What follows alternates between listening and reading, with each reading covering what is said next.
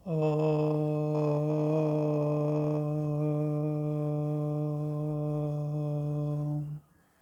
శ్రీ గురుభ్యో నమః. అందరికీ నమస్కారం. One disciple has asked his master like this: Master, as long as I am in your presence, I feel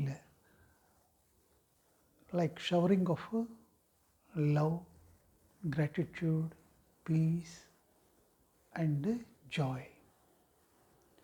But when I am away from your presence,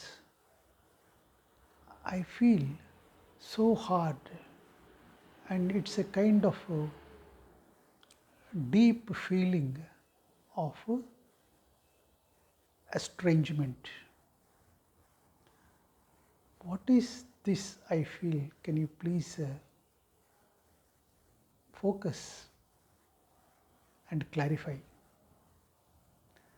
Then the master said to the disciple, the relationship between a master and a disciple is so unique and divine. That relationship consists of so many aspects, and whenever I speak about that relationship, I could cover only one aspect of it, and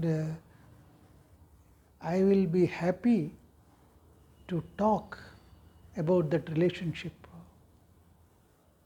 1,001 times or even more. So many aspects are involved in that relationship. And one cannot cover all the aspects of the said relationship. Now, the important thing to remember in the relationship between a disciple and master is, it is that relationship is not a bondage or it is a contract. No, that relationship is so unique. There are no expectations and there are no promises from either. So it's a kind of two travelers walking together on a path. See, one knows, that means the master knows the path. He has walked many times on the path up and down, and he can walk with closed eyes on that path. But the disciple has just started the journey and is new to the path. So when he travels with the master saves him from falling into pitfalls and going astray. So in that journey, the disciple comes to know that the master knows the way, and also he can give correct direction at the crossroads. And in fact, the disciple hath experienced the master showing the right way at the crossroads on the spiritual path. There are so many paths. The master cautions the disciple. Being a co-traveler, he knows the desires and aspirations of the other traveler and guides him perfectly well on the path of the journey. So, in that path, the master sometimes walks alone and sometimes the master walks with others, and he becomes very familiar to the path. So, in that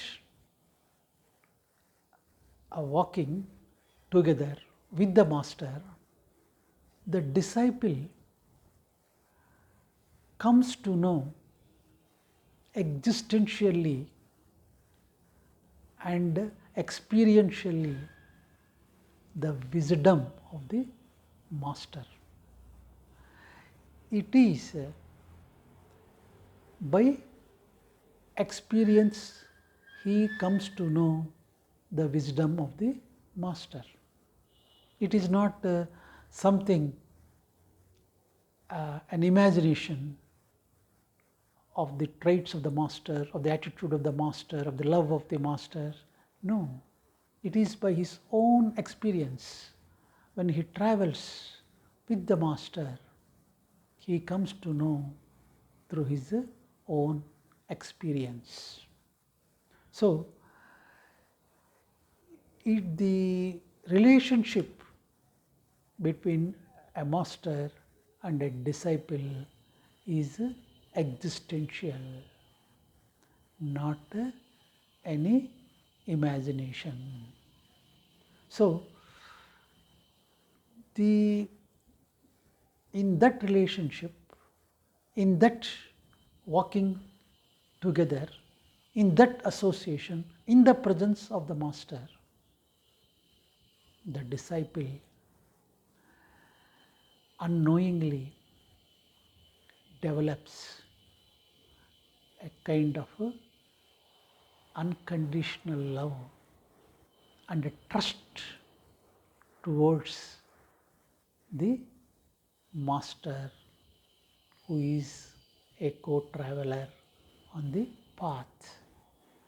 So, it is not a kind of belief, it is not a kind of faith, it is a kind of a trust which arises in the disciple through his own experience by walking with the master.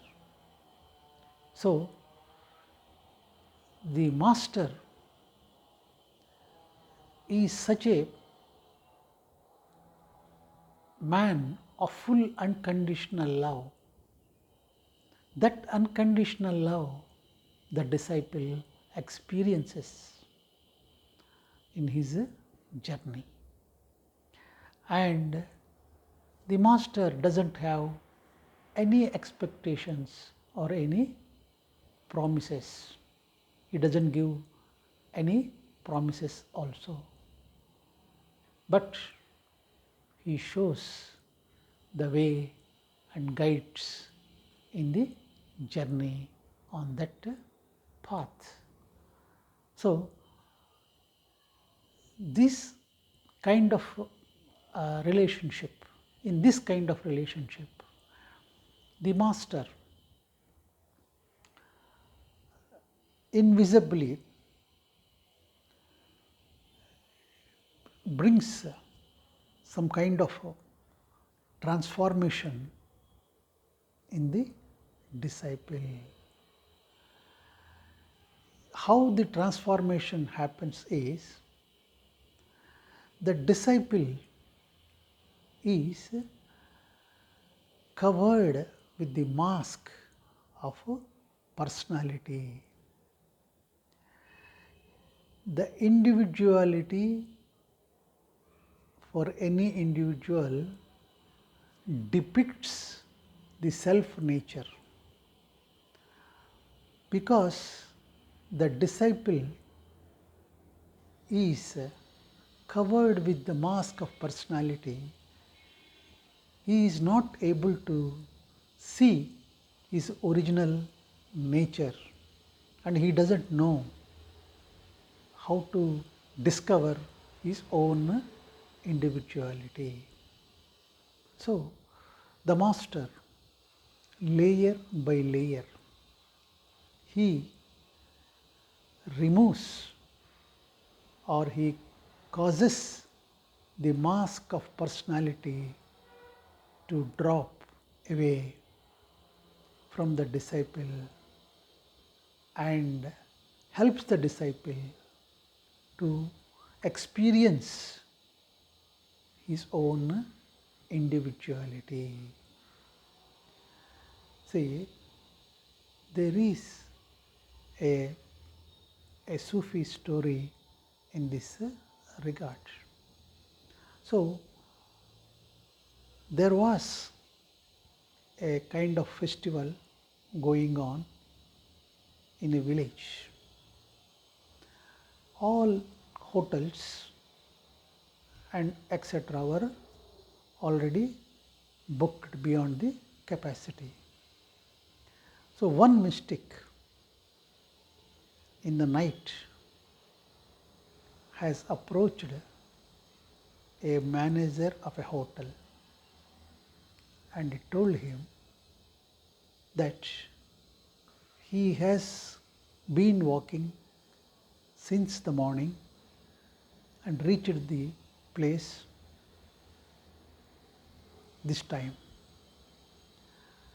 So, having walked all through the day, I am tired.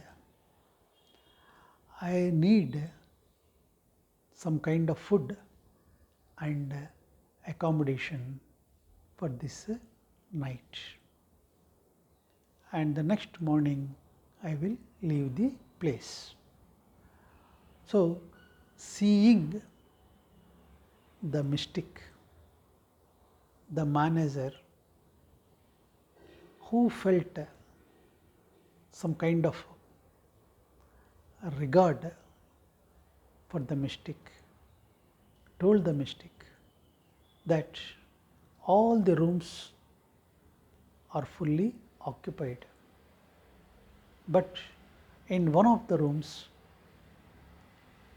there is one person who is a friend of mine. So, I can request him to accommodate you for tonight. Then the mystic readily agreed,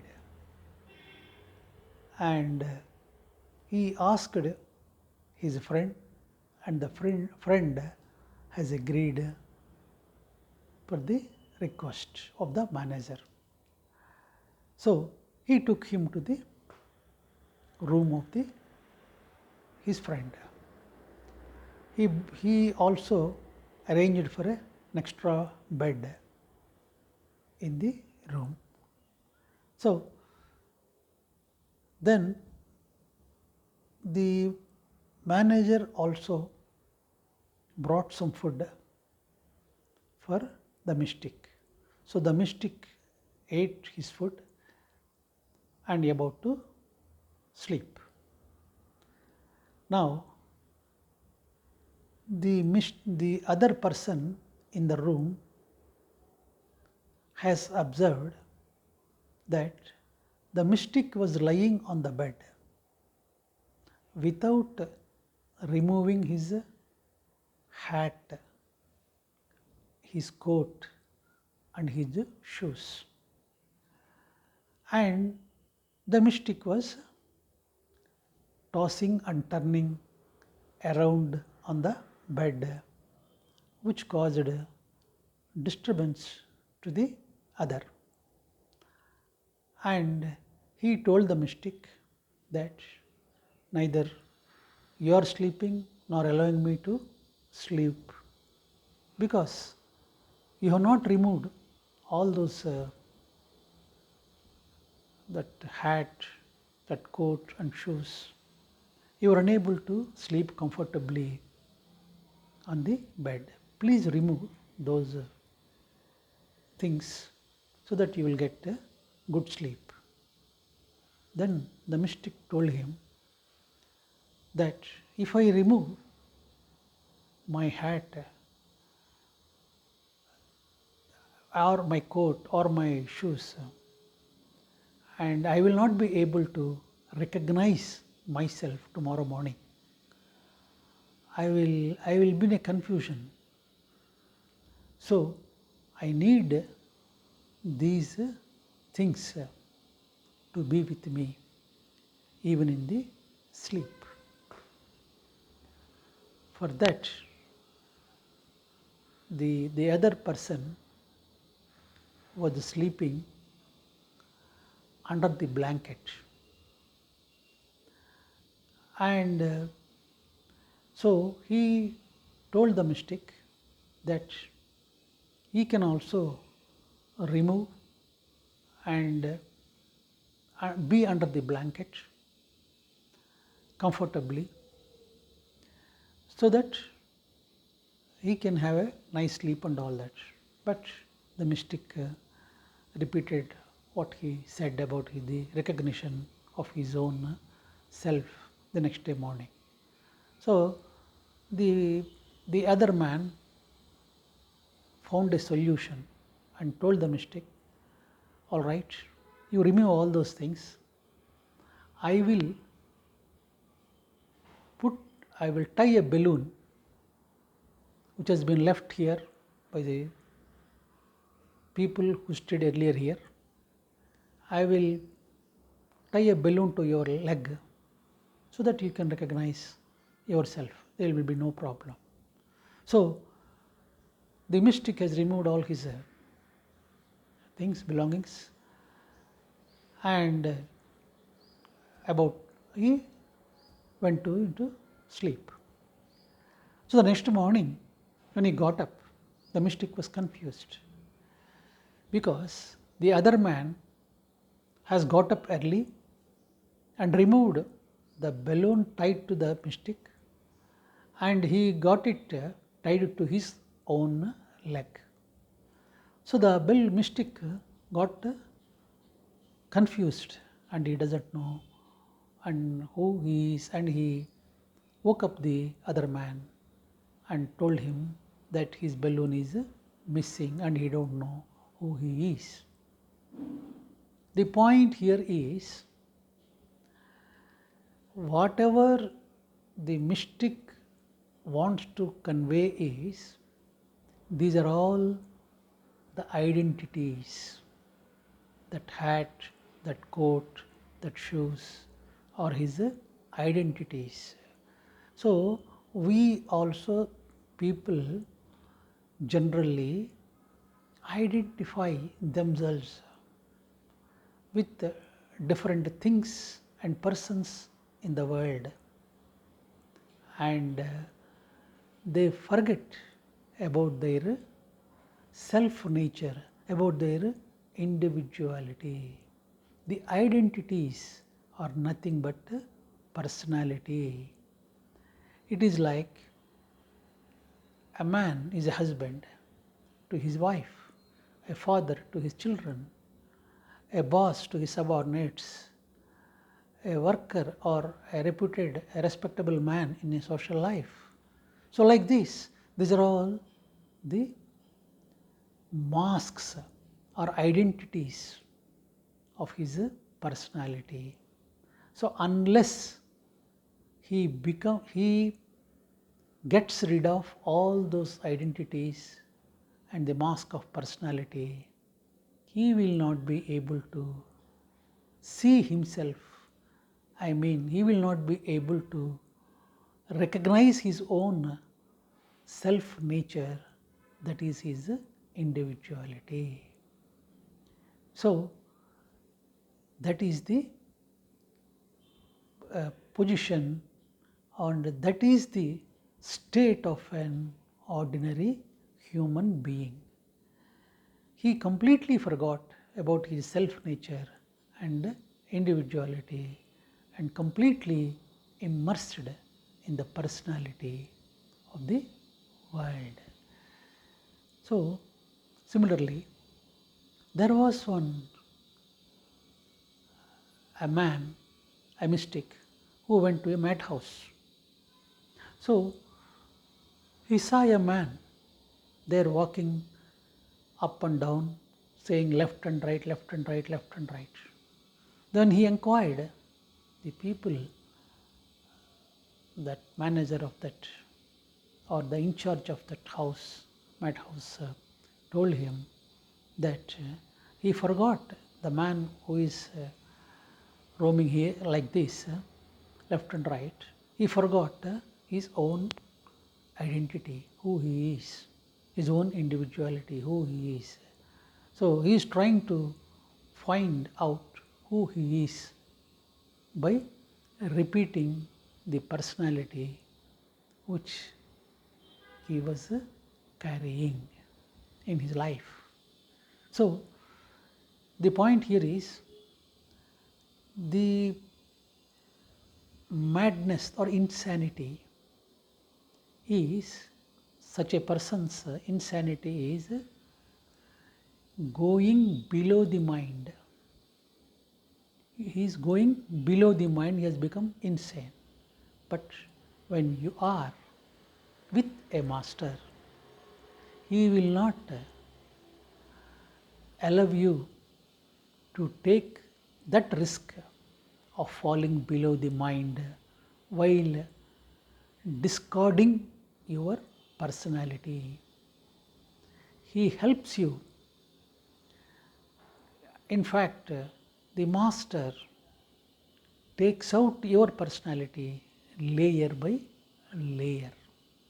That means he takes you beyond the mind, and you will realize your own individuality with immense intelligence, and that kind of art is only possible for the master, who does it out of immense love and compassion towards the disciple. So, the relationship of a master and disciple is, as I already told, it is very unique. See, as people say that when the disciple becomes a slave to the master, and the disciple becomes a dependent on the master, and he loses all his individuality, is not in order, is not correct. In fact, the master makes the disciple independent. He wakes up. In fact, he awakens him up from the slumber of the dark night of the soul. So the disciple becomes joyful, peaceful, and blissful, realizing his own individuality, discarding personality through the process of meditation. The process of meditation is initiated by the master invisibly through his teachings. So, the teaching of the master and the attitude of the master towards the disciple is a device, is a transformational device for the disciple. So, the love of the master who can experienced by the disciple in the presence of the master is invisible and inexplicable. Fortunate are the disciples who found their master alive. So, thank you.